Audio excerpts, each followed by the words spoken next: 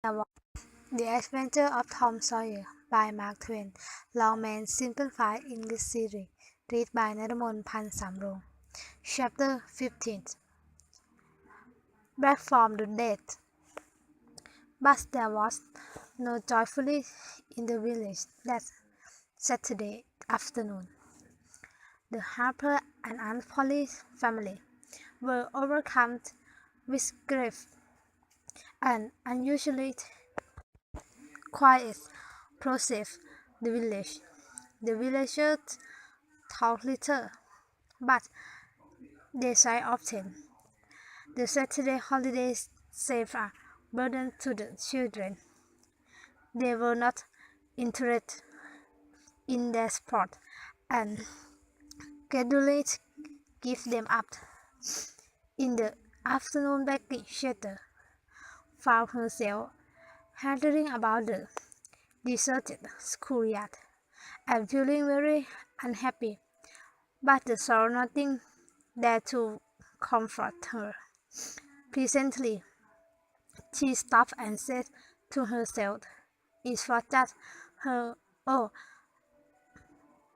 if he was to do it again, I wouldn't say that he was very smart. I wouldn't say that for the world. But he gone now, and I never see him and anymore." His thought made her blush into tears, and she walked slowly away.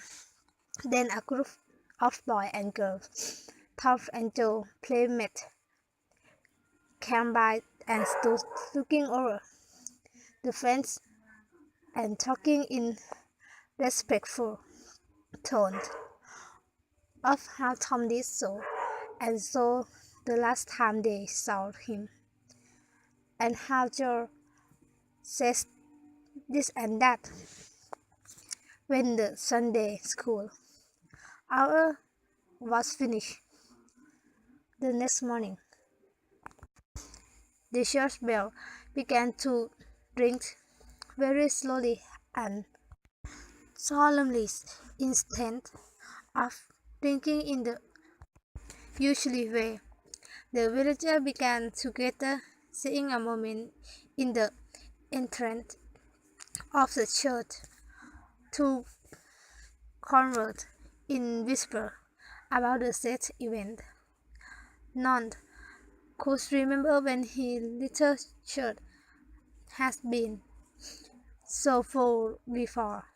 There was finally a waiting push, and then Aunt Polly entered with Sis and Mary, followed by the Perhaps family, all the deaf back.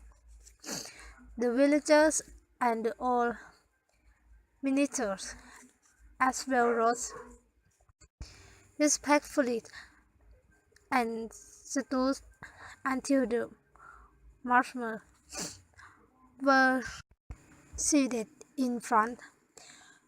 The minister prayed as a most glad song was drunk. As the river processed, the minister drew such picture of the charming ways and the rare promise of the lost children that every thought there, thinking that he recognized this picture, felt sad in remembering that he had only seen faults in the poor boys.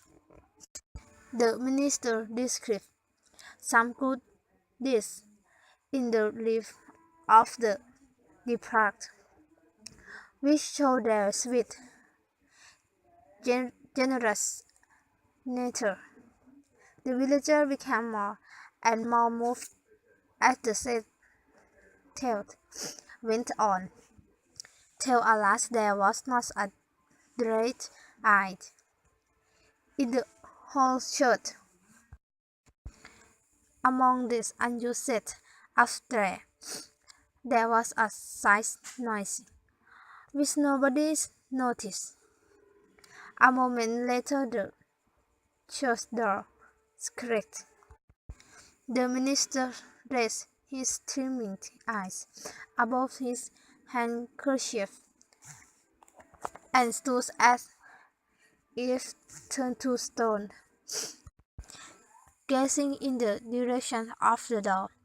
All turned round, rose to their feet, and stared as if they could not believe their eyes while the three dead boys came marching up the middle of the church, Tom leading Joe next, and at last they had been hidden after listening to their own funeral service.